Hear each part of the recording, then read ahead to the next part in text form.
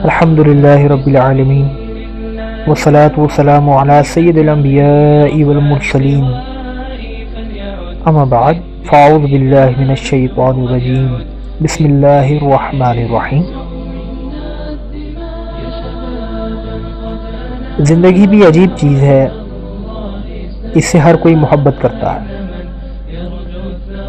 ہر شخص زندگی کا تحفظ چاہتا ہے، ہر کوئی زندہ رہنا چاہتا ہے۔ انسان آخری دم تک موت سے لڑتا ہے اور زندگی کو بچانے کی کوشش کرتا ہے۔ دنیا کے سارے نظارے زندگی ہی کی بدولت ہیں۔ کسی کے خیال میں زندگی ایک خواب ہے اور موت اس کی تعبیر۔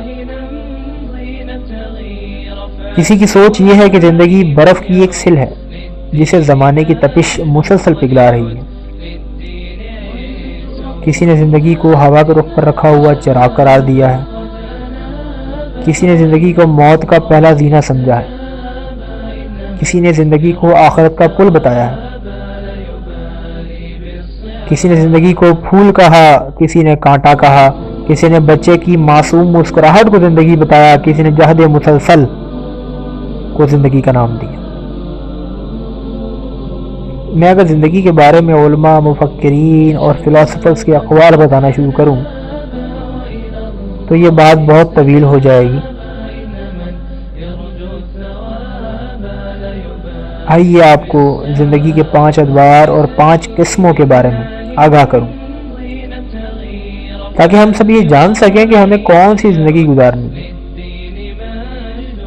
زندگی تو ایک ہے، لیکن مختلف حالات کے اعتبار سے ہم زندگی کو 5 ادوار یا 5 قسموں میں تقسیم کرتے ہیں۔ زندگی کا پہلا دور حیوانی زندگی ہے۔ اس دور میں اصل مقصد محض زندگی کو گزارنا ہوتا ہے، یعنی کھانا پینا، گرمی سردی کا احساس، ہم جنسوں سے محبت، کھیل کود وغیرہ۔ جب بچہ بالکل چھوٹا ایسا ہوتا ہے تو اس کے لیے سب سے زیادہ اہمیت کھانے پینے کی ہوتی ہے۔ وہ گرمی سردی کا احساس کرتا ہے، اس سے محبت کی جائے تو وہ بھی محبت کرتا ہے۔ وہ اپنے انداز میں کھیل کود میں مصروف رہتا ہے۔ اسے ہم حیوانی زندگی اس لیے کہتے ہیں کہ یہ سب چیزیں حیوانوں میں بھی پائی جاتی ہیں۔ حیوان یہی زندگی گزارتے ہیں۔ زندگی کا دوسرا دور عقل و شعور کی زندگی ہے۔ گویا پہلے زندگی طبیعت کے تابع تھی، اب وہ عقل و شعور کے تابع ہو جائے گی۔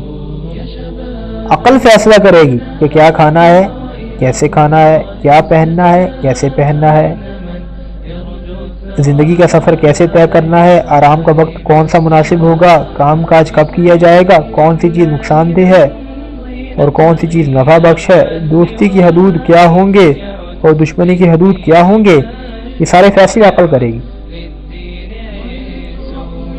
مگر یاد رکھیے کہ ہر بات میں عقل پر بھروسہ کرنا نقصان دہ ہو سکتا ہے۔ ایسے مسائل بھی ہیں جہاں عقل کو خود اپنی عقل نہیں ہوتی، خاص طور پر ایمانیت میں ضرورت سے زیادہ عقل کی دخل اندازی کفر تک پہنچا سکتی ہے۔ عقل کے ترازو میں ایمانیات کو تولنا ایسے ہی ہے جیسے تولے اور معاشرے کے ترازو میں کئی ٹن وزنی چیزوں کو تولنا۔ زندگی کا تیسرا دور ایمانی زندگی ہے، یعنی پوری زندگی پر عقل اور طبیعت کی نہیں بلکہ ایمان کی حکومت ہو۔ اٹھنا، بیٹھنا، چلنا، پھرنا، سونا، جاگنا، اوڑھنا، پہننا، غرض ہے کہ سب کچھ ایمان کے تقاضوں کے مطابق ہو۔ لڑائی ہو تو اللہ کی رضا کے لیے ہو، محبت ہو تو اللہ کی رضا کے لیے ہو، تجارت ہو تو اللہ کی رضا کے لیے ہو، عبادت ہو تو اللہ کی رضا کے لیے ہو، سیاست ہو تو اللہ کی رضا کے لیے ہو۔ ہر عمل میں، ہر شعبہ میں، ہر مقام میں ایمان کے تقاضوں کو غالب رکھا جائے۔ نفس کے تقاضوں کو ٹھکرا دے۔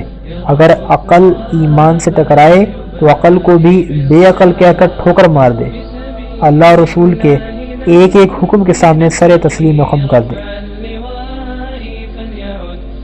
ایمانی زندگی کا مطلب ہے بندگی، اور بندے کا اپنا کوئی اختیار نہیں ہوتا وہ آقا کے احکام کا تابع ہوتا ہے۔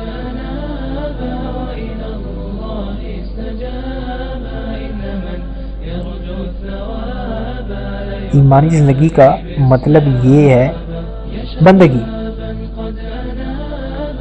اور بندے کا اپنا کوئی اختیار نہیں ہوتا، وہ آقا کے احکام کے تابع ہوتا ہے۔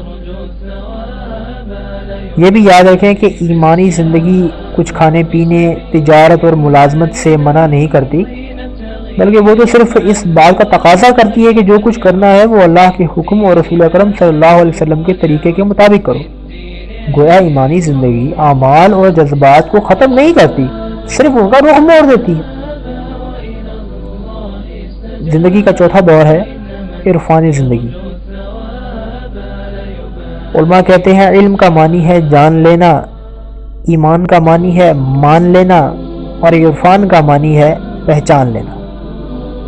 عرفان کا معنی ہے پہچان لینا۔ جسے معرفت نصیب ہو جاتی ہے وہ صرف قانون کی پابندی نہیں کرتا بلکہ قانون ساز کے منشا کی بھی پابندی کرتا ہے۔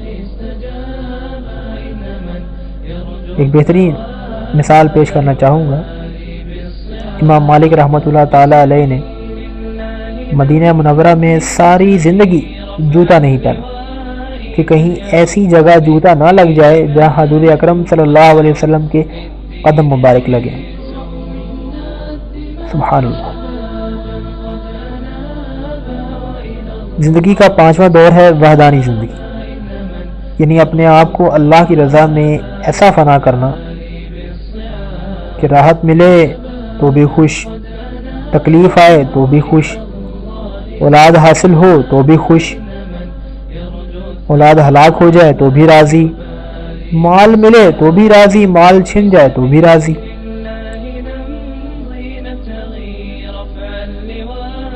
یہ ہے 5 قسم کی زندگی، اور ہم سے جس زندگی کا مطالبہ ہے وہ ہے ایمانی زندگی، لیکن ہم میں سے اکثر ایمانی زندگی نہیں بلکہ شیطانی زندگی گزار رہے ہیں۔ ہم شیطان کے اشاروں پر ناچتے ہیں، ہم اس کے کہنے پر لڑتے ہیں، اسی کے کہنے پر تعلقات توڑتے اور جوڑتے ہیں، وہی کرتے ہیں جو وہ چاہتا ہے، وہی کرتے ہیں جو وہ چاہتا ہے، وہی کھاتے اور پیتے ہیں جس کا مشورہ وہ ہمیں دیتا ہے۔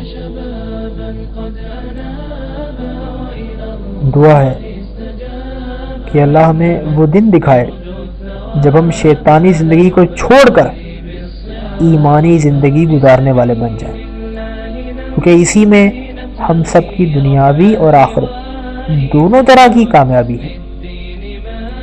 دعا ہے کہ اللہ عز و جل ہماری زندگیوں کو ایمانی زندگی بنا دے۔ وآخر دعوانا ان الحمد للہ رب العالمین۔